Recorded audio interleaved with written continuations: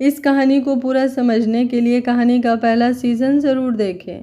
उसका लिंक मैं आपको डिस्क्रिप्शन बॉक्स में दे दूँगी और साथ में कमेंट बॉक्स में पिन भी कर दूँगी, तो आप लोग वहाँ से भी जाकर देख सकते हैं। आप लोगों से एक बात शेयर करनी थी। मेरे इसी चैनल पर मासूम मोहब्बत नाम की एक कहानी है, अरण्या और आर्या की, जिसे आप लोगों ने बहुत प्यार दिया था।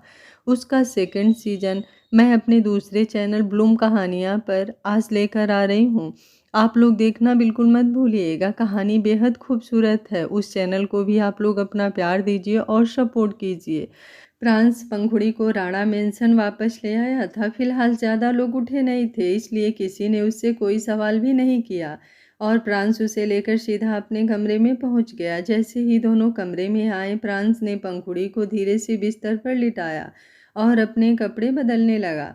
पंखुड़ी हैरानी से उसे देख रही थी। वो जानती थी कि प्रांस उसे पहले ही साफ मना कर चुका है कि अभी वो दोनों करीब नहीं हो सकते। उसकी बॉडी बहुत कमज़ोर चल रही है, इसलिए उसके दिमाग में बस यही चल रहा था कि प्रांस करने क्या वाला है।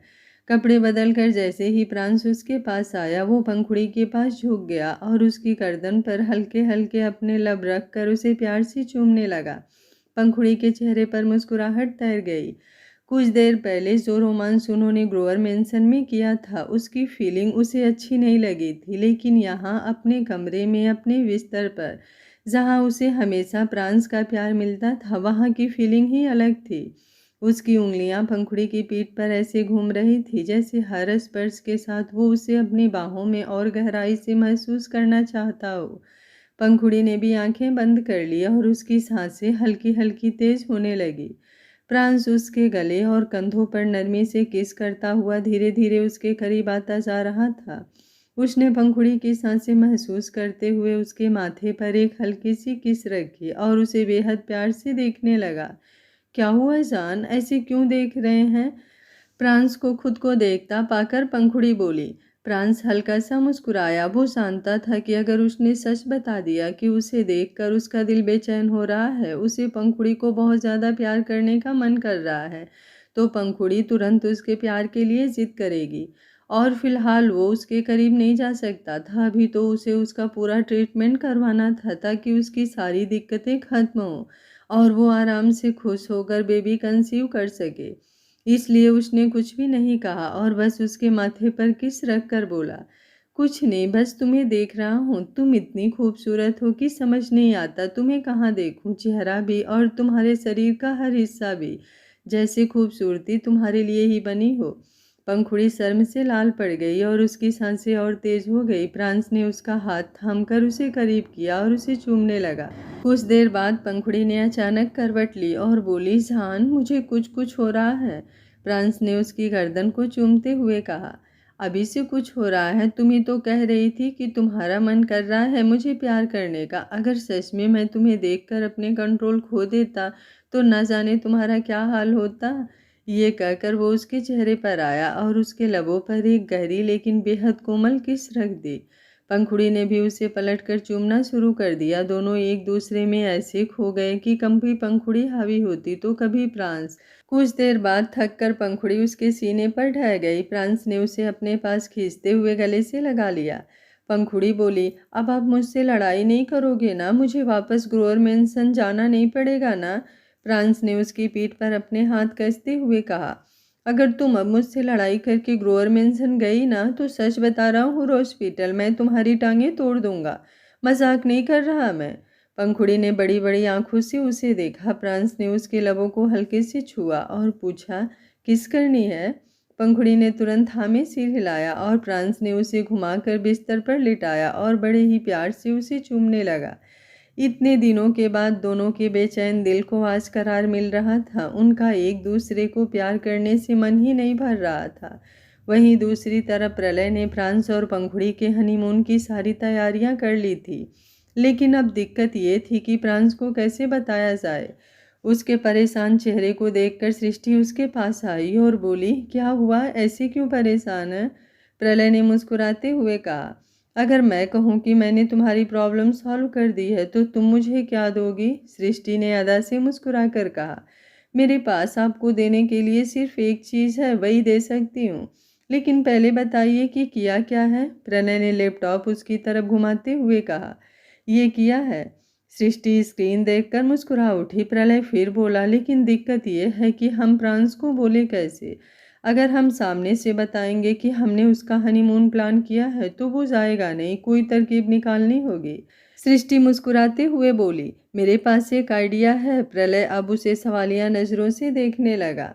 राणा मेंसन, प्रांस और पंखुड़ी दोनों इस वक्त सावर के नीचे खड़े थे और पंखुड़ी खुद को ही घूर कर देख रही थी। वो प्रांस से कुछ कहना चाह रही थी, लेकिन प्रांस उसे बोलने का मौका ही नहीं दे रहा था। जब भी वो कुछ बोलने की कोशिश करती तो प्रांस उसके लबों को शिद्दत से चूमने लगता, जिससे उसके मुंह की बात उसके होठों में ही दबकर रह जाती। पंखुड़ी भी उसे किस करते हुए अपने दिल की बात कहना तो भूल ही गई। अब वो भी उसके साथ पूरी तरह से खोई हुई थी और कुछ देर बाद वो दोनों सावर लेकर वॉशरूम से बाहर निकले। पंखुड़ी ने बाथरोब पहना हुआ था। प्रांस उसे गहरी सी नज़रों से देख रहा था। पिछले 1 घंटे से वो लगातार पंखुड़ी को प्यार कर रहा था, लेकिन फिर भी उसका मन नहीं भर रहा था। अब एक बार फिर से उसकी नज़रें पंखुड़ी पर थी, जिसने वाइट कलर का बाथरोब लपेटा हुआ था। उसके गोरे हाथ जो चूड़ियों से भरे हुए थे और गोरे गोरे पैर जिन पर पायल थी, और वो जब जब अपने कदम इधर उधर कर रही थी तो उन चूड़ियों की खनक और पायल की झनक प्रांस के कानों में सुनाई दे रही थी। पंखुड़ी क्लोजेट के सामने खड़ी अपने लिए कपड़े निकाल रही थी। तभी वो प्रांस की तरफ घूमी और बोली, मैं आपके लिए क्या निकालूं जान? प्रांस ने अभी भी अपनी नज़रें उस पर टिकाई हुई थी। पंखुड़ी ने जो कहा वो तो उसे सुनाई ही नहीं दिया। पंखुड़ी अब एक बार फिर से बोली, बताइए ना जान, मैं आपके लिए कौन से कपड़े निकालूं? मेरा मतलब है, आप घर पर ही रहने वाले हैं या फिर आप ऑफिस जाएंगे? ये बोलते हुए उसका चेहरा मायूस हो गया था। उसका तो मन कर रहा था कि अब वो 3-4 दिन प्रांस के साथ ही बिताए, ना प्रांस कहीं जाए और ना ही वो कहीं पर जाए। प्रांस हल्का सा मुस्कुरा कर बोला, सिंपल टी शर्ट और लोअर निकाल दो, मैं घर पर ही रहने वाला हूँ। उसकी बात सुनकर पंखुड़ी का दिल खुश हो गया था। उसने प्रांस के कहे अनुसार के कपड़े निकालने शुरू कर दिए। तभी प्रांस का फ़ोन बजा। उसने अपने फ़ोन की तरफ देखा। कॉल ऑफिस से आ रहा था और थोड़ा इम्पोर्टेंट था, तो उसने रिसीव किया। जो सामने से कहा गया उसे सुनकर उसके चेहरे पर अब परेशानी झलक रही थी। कॉल डिस्कनेक्ट करते ही वो पंखुड़ी की तरफ देखते हुए बोला, तुम एक काम करो, मेरे ऑफिस के लिए ही कपड़े निकाल दो। यूं करो, ब्लैक कलर का बिजनेस सूट निकाल दो, वो सामने वाला। ये बोलते हुए वो क्लोजेट की तरफ इशारा कर रहा था।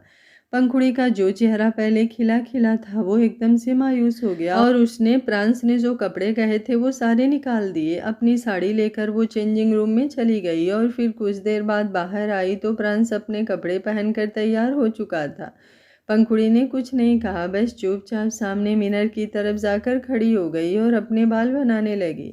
तभी प्रांस उसके पीछे आकर खड़ा हुआ और उसे अपनी बाहों में भरते हुए बोला, अगर ऑफिस में इम्पोर्टेंट काम नहीं होता तो आज मैं ऑफिस बिल्कुल नहीं जाता। आज का दिन मैं पूरी तरह से तुम्हारे साथ बिताने वाला था, लेकिन आई प्रॉमिस कुछ ही देर में मैं वापस आऊँगा और फिर उसके बाद हम कहीं चलेंगे, एक स्पेशल डेट। उसकी बात पर पंखुड़ी हल्का सा मुस्कुराई, क्योंकि वो भी बहुत अच्छी तरह से जानती थी एक बार ऑफिस जाने के बाद प्रांस को वो याद भी नहीं रहती होगी। ऑफिस में काम ही इतना होता था कि पंखुड़ी कॉल भी करे तो प्रांस काफ़ी देर तक तो कई बार कॉल भी पिक नहीं करता था। प्रांस उसके चेहरे पर छाई हुई मायूसी साफ देख सकता था, लेकिन उसका ऑफिस जाना भी इम्पोर्टेंट था, तो उसने कुछ नहीं कहा। बस पंखुड़ी के बालों को उसकी गर्दन पर हटाया और बड़े ही प्यार से चूम लिया। उसके इतना करते ही पंखुड़ी के चेहरे पर मुस्कुराहट तैर गई थी। अंधा क्या मांगे दो आंखें, ये बात पंखुड़ी पर बिल्कुल सही साबित होती थी। प्यार की प्यासी वो बस प्यार ही मांगती थी। अगर कोई थोड़ा सा प्यार जता दे तो उसका दिल वहीं खुश हो जाता था। तकरीबन 10 मिनट बाद वो दोनों सीढ़ियाँ उतरते हुए नीचे आए। अब तक ब्रेकफास्ट हो चुका था, लेकिन प्रांस और पंखुड़ी दोनों भूखे थे, तो उन्हें तो ब्रेकफास्ट करना ही था। उन्हें देखते ही सृष्टि ने उनके लिए ब्रेकफास्ट लगाना भी शुरू कर दिया था। प्रांस का तो मन कर रहा था वो पंखुड़ी को अपने हाथों से खिलाए, लेकिन सामने सृष्टि बैठी थी। वैसे उसे कोई टेंशन नहीं थी, लेकिन बाद में सृष्टि उसे भर भर कर चिढ़ाने वाली थी, इसलिए फिलहाल वो अपना ब्रेकफास्ट कर रहा था और पंखुड़ी अपना।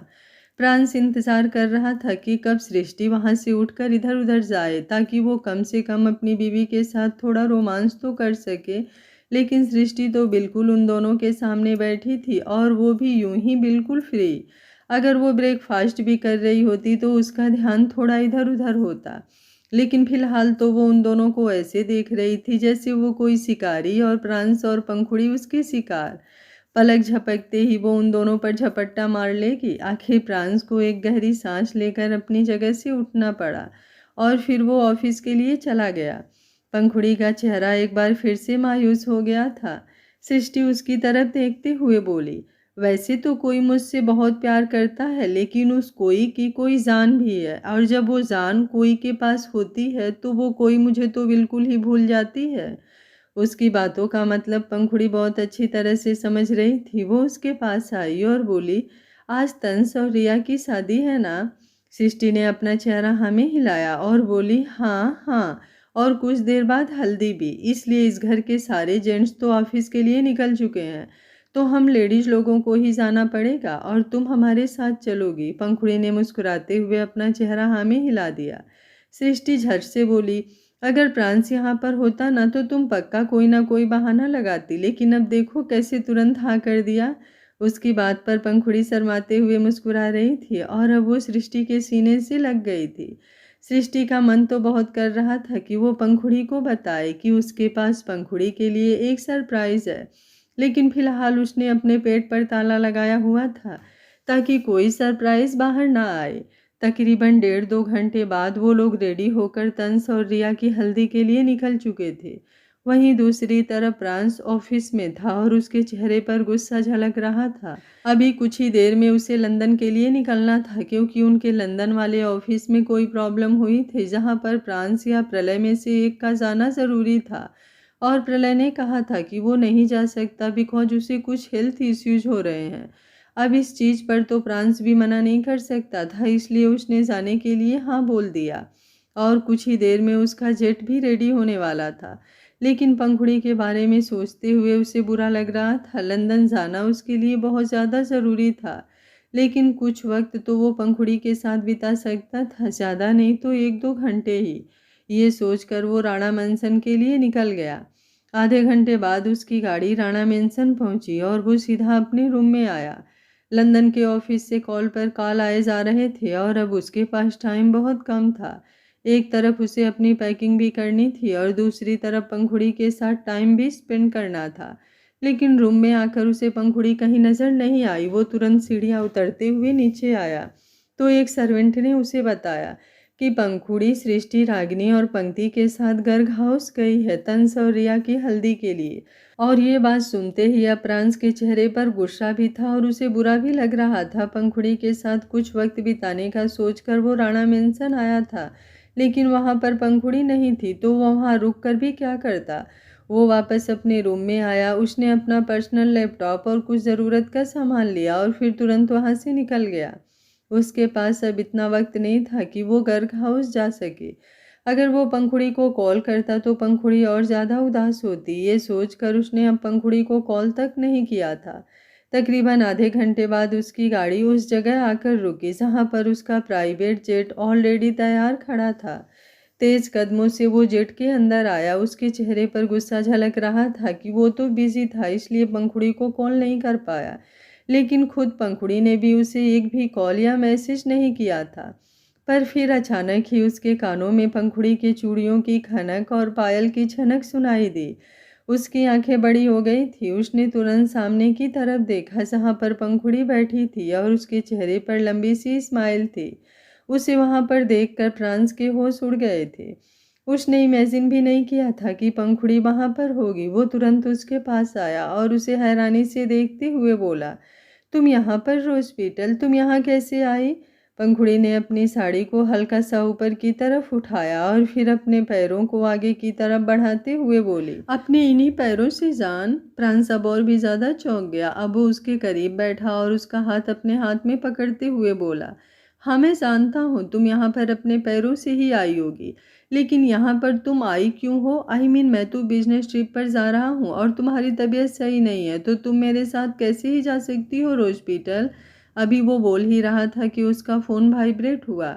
उसने अपना फ़ोन चेक किया जिस पर ऊपर ही प्रलय का मैसेज शो हो रहा था। तुम तो मेरे और अपनी मॉम के लिए हमेशा कुछ न कुछ स्पेशल करते ही रहते हो। आज थोड़ा सा स्पेशल ट्रीटमेंट मेरी तरफ से तुम्हारे लिए। अपनी बीवी के साथ पहला बाली हनीमून अच्छे से मनाना और मुझे और अपनी मॉम को बिल्कुल डिस्टर्ब मत करना। वो मैसेज पढ़कर प्रांस के चेहरे पर लंबी सी स्माइल थी। पंखुड़ी मासूमियत से बोली, मुझे नहीं पता मुझे यहाँ पर क्यों लाया गया जान, पर मैं थोड़ी देर पहले सासू माँ और बाकी सबके साथ तंस और रिया की हल्दी में गई थी। लेकिन वहाँ से अचानक ही सासू माँ मुझे यहाँ पर ले आई और फिर यहाँ लाकर मुझे छोड़कर वो खुद पता नहीं कहाँ चली गई। अब मुझे नहीं पता मुझे कहाँ जाना है और कहाँ नहीं। जहाँ आपका मन करे वहाँ पर ले जाओ, लेकिन अगर आप ऑफिस के काम से जा रहे हो तो कोई बात नहीं, आप मुझे घर पर भिजवा दो, मैं घर चली जाऊँगी। ये बोलते हुए उसके चेहरे पर मायूसी आ गई थी। प्रांस ने अब अपना फ़ोन साइड में फेंक दिया। प्रलय के मैसेज ने क्लियर कर दिया था कि बिजनेस में जितनी भी गड़बड़ वाली सिचुएशन बनाई गई थी वो जानबूझकर बनाई गई थी ताकि प्रांस यहाँ तक आ सके। वो पंखुड़ी का चेहरा अपने हाथों में थामते हुए बोला, I love you Rose Peter. पंखुड़ी अपना लोअर लिप हल्का सा अंदर की तरफ दबाते हुए बोली, आई लव यू टू जान, लेकिन ये तो बता दो कि आप मुझे अपने साथ लेकर जा रहे हो या नहीं। क्या आपको बहुत ज़्यादा इम्पोर्टेंट काम है? प्रांस ने अपना चेहरा नामी हिलाया और बोला, बिल्कुल भी नहीं। अब तो मैं बस तुम्हारे लिए फ्री हूँ और पिछले कई दिनों से जो तुमने मुझे परेशान करके रखा है ना, अब मैं उन सब का बदला तुमसे बहुत अच्छी तरह से लेने वाला हूँ। उसकी बात सुनकर पंखुड़ी दंग रह गई। अब तो उसे ऐसा लग रहा था जैसे उसने वहाँ पर आकर ही कोई बहुत बड़ी गलती कर दी हो। प्रांस की वो तिरछी सी नजरें उसे डरा रही थी। वहीं दूसरी तरफ जेट अब उड़ान भरना शुरू कर चुका था और जैसे ही पंखुड़ी को महसूस हुआ कि वो लोग हवा में जा रहे हैं तो उसके चेहरे पर डर झलकने लगा। वो आज तक कभी भी एरोप्लेन में नहीं बैठी थी, उसे बहुत ज़्यादा डर लगता था। उसने अपनी सीट पर अपने हाथ कस दिए। प्रांस उसकी तरफ देखते हुए बोला, तुम्हें डर लग रहा है? पंखुड़ी ने तुरंत अपना चेहरा हाँ में हिलाया। प्रांस मुस्कुराया और बोला, तो फिर तुम मेरी गोद में आ सकती हो। पंखुड़ी ने झट से अपना चेहरा ना में हिलाया। प्रांस ने आईब्रो उठाते हुए पूछा, क्यों, मेरी गोद में आने में क्या प्रॉब्लम है? पंखुड़ी मासूमियत से बोली, एरोप्लेन से तो डर लग रहा है जान, लेकिन इतना भी जानती हूँ कि यहाँ ऐसा कुछ नहीं होगा। लेकिन अगर आपकी गोद में आऊँगी तो बहुत कुछ होगा, फिर मेरा क्या हाल होगा? अगर यहाँ पर प्रॉब्लम हुई तो आप मुझे बचा लोगे, लेकिन आपसे मुझे कौन बचाएगा? प्रांस अब उसे एक बार फिर से तिरछी नज़रों से ही देखते हुए बोला, अच्छा, अभी आज सुबह तुम ही बोल रही थी कि तुम्हारा मेरे करीब आने का मन कर रहा है और अब मैंने कहा तो तुम्हें मुझसे डर लगने लगा, प्रॉब्लम होने लगी। पंखुड़ी ने अब अपना चेहरा हल्का सा नीचे झुका लिया और अगले ही पल प्रांस ने उसकी कमर पर अपना हाथ रखते हुए उसे अपनी तरफ खींचा और फिर पूरी तरह से अपनी बाहों में समेट लिया। पंखुड़ी ने अभी भी अपना चेहरा नीचे की तरफ झुकाया हुआ था और अब प्रांस ने अपनी 2 उंगलियों से उसका चेहरा ऊपर की तरफ उठाया। पंखुड़ी का दिल जोरों से धक धक करने लगा। आज सुबह तो वो जानती थी कि बेशक से वो कुछ भी कहे, लेकिन प्रांस कहाँ ही उसके करीब आने वाला था। लेकिन अब तो उसे सच में गुदगुदी सी महसूस हो रही थी। अपने पेट में तितलियां उड़ती हुई फील हो रही थी और फिर प्रांस ने अपना चेहरा पूरी तरह से पंखुड़ी के चेहरे पर झुकाना शुरू किया और फिर कुछ ही पलों में पंखुड़ी की बोलती बंद हो गई। पंखुड़ी की हल्की सी सिसकी निकल गई और उसके हाथ प्रांस के कंधों पर कस गए। बाली तो वो लोग ना जाने कब पहुंचने वाले थे, लेकिन प्रांस अभी से ही खुद पर कंट्रोल नहीं कर पा रहा था। पंखुड़ी भी अब तक नखरे दिखा रही थी, लेकिन अब उसने भी तुरंत प्रांस को रिस्पॉन्स देना शुरू कर दिया था। तकरीबन 10 मिनट वो यूं ही पंखुड़ी को किस करता रहा और फिर उसने अपना चेहरा हल्का सा पीछे की तरफ किया। पंखुड़ी एक गहरी सांस लेकर बोली, आपको पता है मेरी सांसें रुकने ही वाली थी। प्रांस मुस्कुराते हुए बोला, पर मैं रुकने नहीं दूंगा, पर तुम्हें चैन से सांस लेने भी नहीं दूंगा। पंखुड़ी हैरानी से उसकी तरफ देखने लगी और प्रांस ने अब अपना हाथ उसकी पीठ पर रखा। पंखुड़ी तुरंत उसके सीने में सिमटती हुई बोली, थोड़ी देर रुक जाइए ना जान, जब हम वहाँ पर पहुँच जाएंगे तब बेशक से आप मुझे प्यार कर लीजिएगा, लेकिन यहाँ पर मत कीजिए ना। प्रांस ने उसकी गर्दन पर झुकते हुए कहा, क्यों, यहाँ पर क्या प्रॉब्लम है? सिर्फ हम दोनों ही तो हैं। पंखुड़ी ने अपना चेहरा हल्का सा झुकाते हुए कहा, लेकिन मुझे शर्म आ रही है। प्रांशु उसके कान के पास फुसफुसाते हुए बोला, हनीमून पर जाकर कौन शर्माता है रोज पीटल, वहाँ पर तो अच्छा खासा इंसान बेशर्म हो जाता है। और तुम तो प्रांस राणा के साथ जा रही हो, जो पैदा ही निहायती बेशर्म हुआ है, और अब तो वो तुम्हें भी पूरी तरह से बेशर्म बनाने वाला है।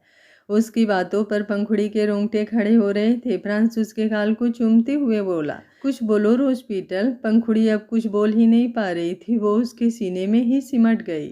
वहीं दूसरी तरफ घर खाउस तंस और रिया की हल्दी की रस्म चल रही थी। वो दोनों इस वक्त पूरी तरह हल्दी से भरे हुए थे और आश्रय सामने खड़ी पंक्ति की तरफ देख रहा था, जिसके गालों पर थोड़ी सी हल्दी लगी हुई थी। ना जाने कैसे उसके गालों पर वो हल्दी लग गई थी और खुद पंक्ति का भी अपने ऊपर ध्यान नहीं था। तभी उसकी नज़र अचानक ही आश्रय पर गई। आश्रय ने उसे हल्का सा इशारा किया तो पंक्ति ने अपनी आईब्रो ऊपर उठाते हुए पूछा, क्या?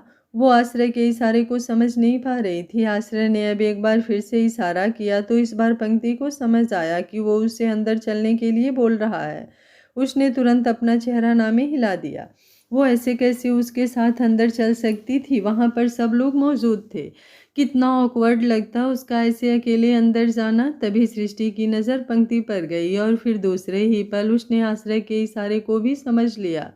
वो जल्दी से पंक्ति की तरफ देखते हुए बोली, पंक्ति बेटा, मेरा एक काम तो करो। अंदर मैंने शगुन का कुछ सामान रखा था, तुम प्लीज़ मुझे ला दोगी क्या? पंक्ति हड़बड़ाते हुए उसकी तरफ देखते हुए बोली, हाँ हाँ सासू माँ, ला दूंगी ना मैं अभी लेकर आती हूँ। ये बोलकर अब वो तुरंत अंदर की तरफ बढ़ गई और फिर दूसरे ही पल आश्रय भी उसके पीछे पीछे चला गया। सृष्टि उन दोनों को मुस्कुराते हुए देख रही थी और तभी प्रलय ने उसके कंधे पर अपना कंधा मारा और बोला, क्या बात है, अपने एक बेटे को हनीमून पर भेजने के बाद अब तुम दूसरे को भी रोमांस करने में हेल्प कर रही हो? सृष्टि तुरंत बोली, और नहीं तो क्या, बेचारे दोनों प्यार के लिए तड़प रहे थे और मैं एक अच्छी माँ का फर्ज निभाते हुए उन दोनों को उनकी खुशियाँ दे रही थी डिस्ट्रॉयर। पर आपको इतनी जलन क्यों हो रही है? हाँ, आपका दिल क्यों जल रहा है? प्रलय अब उसके ऊपर झुका और बोला, क्योंकि तुम माँ का फर्ज तो निभा रही हो, लेकिन बीबी का फर्ज निभाना थोड़ा भूल रही हो। क्या कहती हो? सृष्टि प्रलय को घूरते हुए बोली, नाती पोते खिलाने की उम्र में आपको ये सब सोच रहा है डिस्ट्रॉयर? कुछ तो शर्म कीजिए। अपने रोमांस में तो मैंने अपने बच्चों तक को नहीं आने दिया, फिर नाती पोतों की क्या ही बात है? बोलकर प्रलय सृष्टि की तरफ और झुका और मुस्कुराने लगा। वहीं दूसरी तरफ आश्रय और पंक्ति दोनों गर्ग हाउस के अंदर थे। पंक्ति वहां पर शगुन का सामान लेने आई थी जो सृष्टि ने उसे लेने के लिए भेजा था, लेकिन जैसे ही वो अंदर आई आश्रय भी उसके पीछे पीछे आया। पंक्ति ने उसे घूर कर देखा, लेकिन आश्रय ने उसका हाथ पकड़कर उसे गेस्ट रूम की तरफ लेकर जाना शुरू कर दिया। जैसे ही वो लोग गेस्ट रूम में पहुंचे, एक पल के लिए पंक्ति के कदम रुक गए, क्योंकि वहां पर अभी अभी एक सर्वेंट बाहर की तरफ निकल रही थी। आश्रय ने उससे इशारों में कुछ पूछा और सर्वेंट अपना सर हाँ में हिलाकर वहां से चली गई।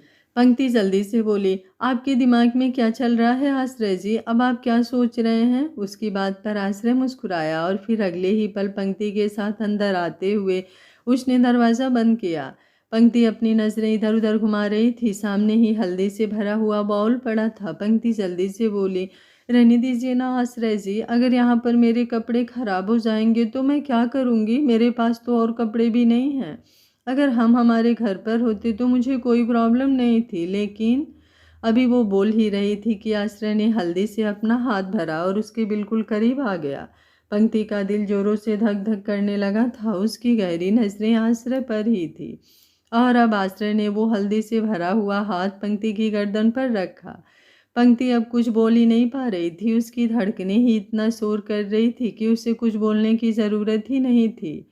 आश्रय अपना हाथ उसकी गर्दन पर लेकर आ रहा था। वो ठंडी ठंडी हल्दी पंक्ति के रोंगटे खड़ी कर रही थी।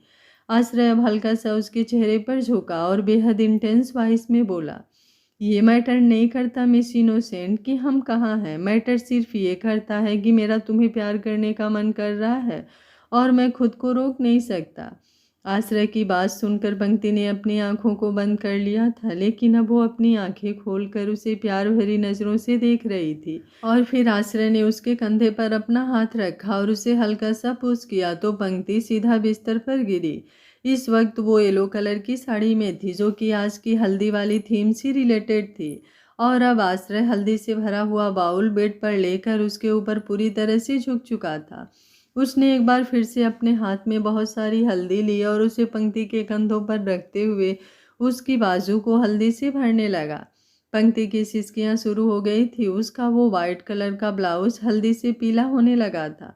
पंक्ति को अपने पूरे बदन में करंट दौड़ता हुआ सा महसूस हो रहा था। आश्रय के एहसासों में वो पूरी तरह से सिहर रही थी। और अब आश्रय ने उसके हाथ पर अपना हाथ रखा और उसे अपने करीब खींच लिया। पंक्ति गोल घूमते हुए आश्रय के ऊपर ही आ गई। आश्रय उसकी तरफ देखते हुए बोला, तुम्हें मुझे हल्दी नहीं लगानी क्या? पंक्ति ने अपना चेहरा हाँ में हिलाया और फिर थोड़ी सी हल्दी अपने हाथों में लेकर उसने उसे आश्रय की चेस्ट पर पूरी तरह से फैलाया। आश्रय की सांसों ने गहरा होना शुरू कर दिया था। पंक्ति ने हल्दी लगाने के बाद अपने होठों से भी उसके चेस्ट को बेहद शिद्दत से चूमा और फिर दोनों एक दूसरे में खो गए। बाली, इंडोनेशिया। फ्रांस और पंखुड़ी दोनों बाली पहुंच चुके थे और अभी कुछ देर पहले ही वो वहां पर आए थे। पंखुड़ी इधर उधर अपनी नजरें घुमा रही थी। इस वक्त वो किसी ऐसे बच्चे की तरह लग रही थी जैसे वो पहली बार अपने घर से बाहर निकली और बाहर की दुनिया देख रही हो।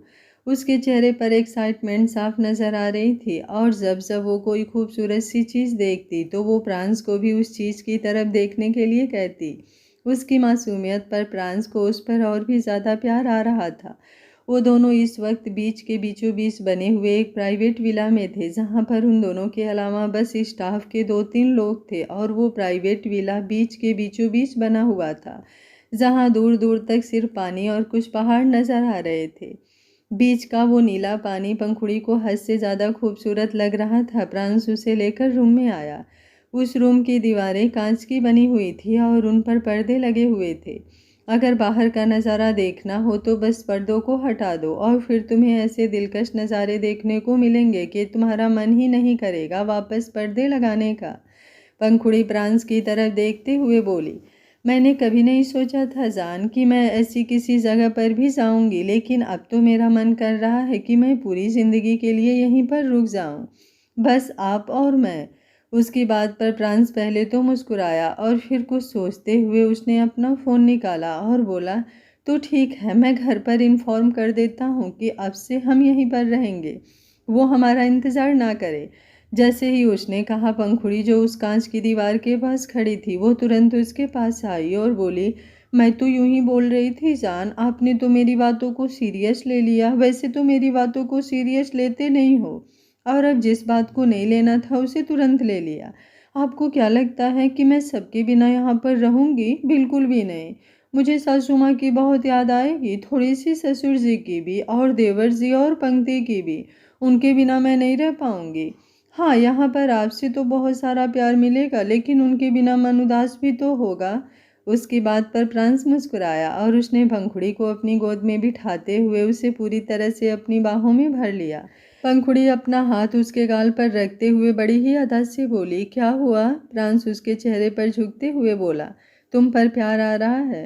पंखुड़ी झट से बोली, अगर आ रहा है तो कर लीजिए, अब तो हम दोनों बाली पहुंच भी गए हैं, अब आप क्यों ही खुद को रोक रहे हो?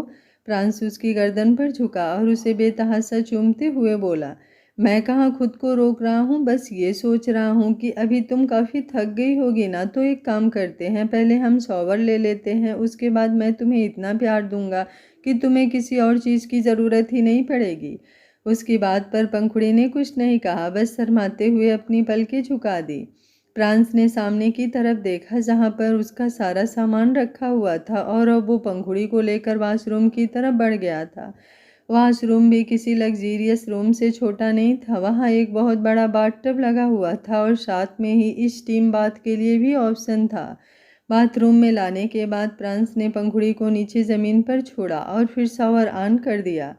पंखुड़ी मुस्कुराते हुए बोली, मुझे तो पता नहीं सासू माँ ने मेरे लिए कौन से कपड़े पैक किए होंगे। मेरा ना यहाँ पर दूसरे वाले कपड़े पहनने का मन कर रहा है जान।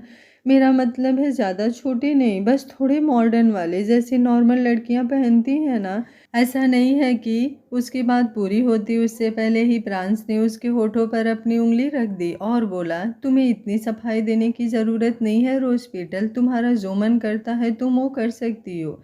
सिर्फ यहाँ पर नहीं बल्कि मुंबई, हमारे घर पर भी। अगर तुम्हें साड़ी पहनने में अच्छा नहीं लग रहा तो तुम नॉर्मल कपड़े पहन सकती हो। अगर तुम्हें जीन्स टॉप पहनने हैं तो तुम वो भी पहन सकती हो। और अगर तुम्हें कपड़े पहनने का ही मन नहीं, ये बोलते हुए उसने अपना लोअर लिप हल्का सा दबा लिया था। उसके चेहरे पर शरारती मुस्कुराहट थी और बिना उसके कहे ही पंखुड़ी उसकी सारी बातें समझ रही थी। वो झट से बोली, ऐसा कुछ नहीं है, मैं बस यहाँ पर वेस्टर्न कपड़े पहनने के लिए बोल रही हूँ, बाकी तो मुझे साड़ियों से प्यार है। क्योंकि जब आपने पहली बार मुझे अच्छे से देखा था तो मैं साड़ी में ही थी। वैसे तो तब मैं अपनी हरकतों से आपको परेशान करती थी, आप इरिटेट हो जाते थे, लेकिन मैंने कभी कभी नोटिस किया था कि जब मैं आपके सामने आती थी तो आप मुझे बस देखते ही रह जाते थे और उस वक्त मेरा दिल जोरों से धक धक करता था। मुझे बहुत अच्छा लगता था। उसकी बातें सुनते हुए प्रांस मुस्कुरा रहा था और समझ रहा था कि पंखुड़ी पहले भी उसे कितना नोटिस करती थी। वो कुछ सोचते हुए बोला, अच्छा ज़रा बताना मैंने तुम्हें कैसे देखा था। उसकी बात पर पंखुड़ी ने अब नॉर्मली उसकी तरफ देखना शुरू किया और बोली, ऐसे। ये बोलते हुए वो बस प्रांस को देख रही थी। प्रांस ने अपना चेहरा नामे हिलाया और बोला, ऐसे नहीं, मैं तुम्हें ऐसे देखता था जान। ये बोलकर उसने पंखुड़ी को पीछे दीवार से लगाया और फिर खुद भी पीछे की तरफ हट गया। पंखुड़ी हैरानी से उसकी तरफ देख रही थी और अब प्रांस ने उस पर अपनी नज़रों को गहरा किया। वो उसे जिन नज़रों से देख रहा था, इस वक्त सच में पंखुड़ी की धड़कनों ने बढ़ना शुरू कर दिया था। वो इंटेंस नज़रें जो हसरत से भरी हुई थी, उन्हें वो कैसे ही सहती। धीरे धीरे उसकी पलकें झुकने लगी थी और उसके रोंगटे खड़े होने लगे थे। अब वो खुद में ही कसमसाने लगी थी। प्रांस तो उसे ऐसे देख रहा था जैसे वो उसे देखते देखते ही उसके पूरे बदन को अपने लबों से चूम लेगा, उसे अपने प्यार से रूबरू करवा देगा। कुछ वक्त तो पंखुड़ी उसके सामने किसी तरह खड़ी रही और फिर तुरंत ही आकर उसके सीने से लग गई और बोली, ऐसे मत देखिए ना जान, मुझे कुछ कुछ होता है। प्रांस ने अब अपना हाथ उसकी पीठ पर रखा और फिर उसे अपनी बाहों में समेटते हुए बोला, और तुम्हें यूं देखते हुए मुझे भी बहुत कुछ हो रहा है। पंखुड़ी ने अपना चेहरा पीछे किया और फिर उसकी आंखों में झुकते हुए बोली, क्या हो रहा है। प्रांस अब उसकी गर्दन पर झुका और बड़े ही इंटेंस वॉइस में बोला, ये हो रहा है। ये बोलकर उसने अपने लब को शिद्दत से पंखुड़ी की गर्दन पर रख दिया और फिर अगले ही पल पंखुड़ी की सिसकी निकली। पंखुड़ी उसकी तरफ देखते हुए बोली, हम तो यहाँ पर शावर लेने आए थे ना। प्रांस तुरंत बोला, लेकिन अब मेरा मन तुम्हें प्यार से नहलाने का कर रहा है। पंखुड़ी जल्दी से बोली, मन तो मेरा भी बहुत कर रहा है, लेकिन मुझे भूख भी लगी है, मुझे कुछ खाना है, वरना जो आवाज़ें मैं अपने पेट से निकालने से रोक रही हूँ ना, उन्हें और ज़्यादा देर नहीं रोक पाऊंगी जान। उसकी बात सुनते हुए प्रांस को उस पर हंसी आ रही थी। एक दो बार उसने भी रियलाइज़ किया था कि शायद उसे कुछ अजीब सी आवाज़ें आई हैं, लेकिन उसे नहीं पता था कि वो आवाज़ पंखुड़ी के पेट से निकली थी। वहीं पंखुड़ी को सच में बहुत ज़्यादा भूख लगी थी, जो उसके मासूम से चेहरे से ही साफ पता चल रहा था। और अब वो उसके साथ साथ बाहर की तरफ आया। उसने भी एक टॉवेल अपनी कमर पर लपेटा हुआ था और वहीं पंखुड़ी को कपड़े भी निकाल कर दे रहा था, जबकि पंखुड़ी तो चुपचाप सामने की तरफ खड़ी थी। जब प्रांस ने पंखुड़ी को कपड़े दिए तो वो हैरान रह गई। वो एक कोट सेट जैसा था जिसमें टॉप के साथ शॉर्ट्स थे।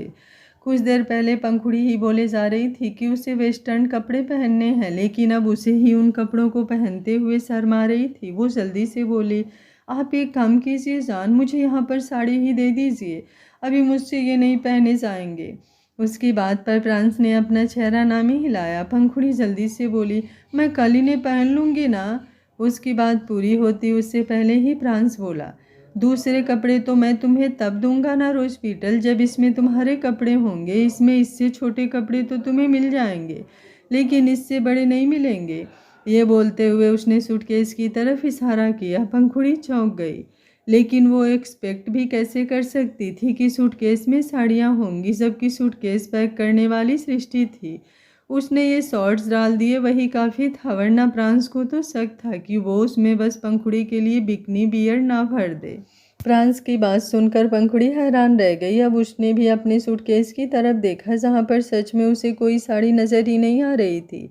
अगर साड़ी रखी होती तो वो अलग से ही नज़र आती, तभी वो कहे कि उसे अपना सूटकेस भारी क्यों नहीं लग रहा। भारी जैसा तो सृष्टि ने उसमें कुछ डाला ही नहीं था। जितना एक साड़ी का भार होता था उससे भी ज़्यादा हल्के पंखुड़ी के पूरे कपड़े थे। वो प्रांस की तरफ देखते हुए बोली, लेकिन मैं इसे कैसे पहन सकती हूँ जान? मेरा मतलब है आपके सामने तो फिर भी पहन लूँगी, लेकिन बाहर कैसे जाऊँगी? प्रांस अब उसके पास आया और बोला, बाहर जाने में क्या प्रॉब्लम है रोज पीटल? ये भी तो कपड़े ही हैं, पूरी दुनिया पहनती है। अगर तुम भी पहनोगी तो अच्छी ही लगोगी। और वैसे भी वहाँ पर तो तुम साड़ियाँ पहनती हो, यहाँ पर कुछ अलग ट्राई करो ना। पंखुड़ी जल्दी से बोली, लेकिन इसमें मेरी टांगें दिखेंगी और अगर बाहर धूप हुई तो धूप में मेरी टांगें काली हो जाएंगी। उसकी बात सुनकर प्रांस हंसने लगा था। वो जल्दी से बोला, कुछ नहीं होगा, अगर टैनिंग होगी भी तो मैं टैनिंग रिमूव ही हो जाएगी। देखो अभी तो मैं तुम्हें ये पहनने का मौका दे रहा हूँ, लेकिन कहीं ऐसा ना हो कि बाद में तुम्हारे हाथ ये पहनने का भी मौका चला जाए। फिर मैं तुम्हें बाहर लेकर ही नहीं जाऊँगा, सारा दिन बस यहीं पर रखूँगा। और अगर हम यहाँ पर रहेंगे तो। उसकी बात सुनकर पंखुड़ी उसकी तरफ देखती ही रह गई। ऐसा नहीं था कि उसे प्रांस के करीब होने से कोई प्रॉब्लम थी, लेकिन उसे घूमना भी था। वो यहाँ पर प्रांस के साथ क्वालिटी टाइम स्पेंड करने के लिए आई थी, लेकिन रोमांस के साथ साथ उसे बाहर सब कुछ एक्सप्लोर भी करना था। उसके एक्सप्रेशंस देखकर प्रांस समझ चुका था कि पंखुड़ी उसके जाल में फंस गई है। और फिर पंखुड़ी ने उससे वो कपड़े लिए और उन्हें लेकर चेंजिंग रूम में जाने लगी, जो वहीं साइड में बना हुआ था, एक वुडन से बना हुआ सेपरेट एरिया। लेकिन प्रांस ने उसका हाथ पकड़कर उसे अपनी तरफ खींचा और बोला, तुम यहाँ पर मेरे सामने भी इन्हें पहन सकती हो। पंखुड़ी के चेहरे का रंग लाल होने लगा। शर्म की लाली उसके चेहरे पर साफ दिखाई दे रही थी, लेकिन फिलहाल उसने अपना चेहरा हामी हिला दिया और वहीं प्रांस के सामने कपड़े पहनने लगी। लेकिन जैसे ही उसने अपना टॉवल हटाना चाहा, वो तुरंत बोली, मुझे वहीं पर जाकर चेंज करना है जान, यहाँ पर मुझसे चेंज किया ही नहीं जाएगा। ये बोलकर वो जल्दी से उस तरफ भाग गई और प्रांस उसकी हरकत पर हंसने लगा। बेशक से उन दोनों के बीच पति पत्नी का रिश्ता था, जो दो जिस्म में एक जान होते हैं, लेकिन पंखुड़ी को उससे हद से ज़्यादा शर्म आती थी। अब वो चेहरे पर इंटेंस स्माइल लिए बोला, तुम्हें जितना शर्माना है शर्मा लो रोज पीटर, लेकिन आज की रात मैं तुम्हारी सारी शर्म दूर कर दूंगा। ये बोलते हुए उसके चेहरे के एक्सप्रेशन साफ बता रहे थे कि बेशक से यहाँ पर उसे प्रलय और सृष्टि ने भेजा था, लेकिन अब आगे वो खुद से भी अपने और अपनी रोज पीटल के लिए बहुत कुछ प्लान कर चुका था। तकरीबन 5 मिनट बाद पंखुड़ी चेंजिंग रूम से बाहर आई। इस वक्त उसने वही कोट सेट पहना हुआ था जो प्रांस ने उसे दिया था। वो रेड और वाइट कलर के फ्लोरल प्रिंट के साथ बना हुआ कोट सेट पंखुड़ी पर बहुत ही ज़्यादा अच्छा लग रहा था। प्रांस तो बस उसकी तरफ देखता ही रह गया। उसे देखकर ऐसा लग रहा था जैसे वो किसी और ही दुनिया में खो गया हो। लेकिन फिर पंखुड़ी की चूड़ियों की खनक से वो वापस होश में आया। अब वो जल्दी से पंखुड़ी के पास आया और बोला, बाकी सब तो ठीक है, लेकिन तुम्हें नहीं लगता ये चूड़ियाँ कुछ ज़्यादा ही है रोज पीटल? एक काम करो, तुम उन्हें उतार दो। आज का पार्ट आप लोगों को कैसा लगा कमेंट बॉक्स में अपनी राय ज़रूर दीजिएगा। एक लाइक करने में कंजूसी बिल्कुल मत करिएगा। Thank you for watching. मिलते हैं कहानी के अगले भाग में। तब तक स्वस्थ रहिए, मस्त रहिए, अपना ख्याल रखते रहिए।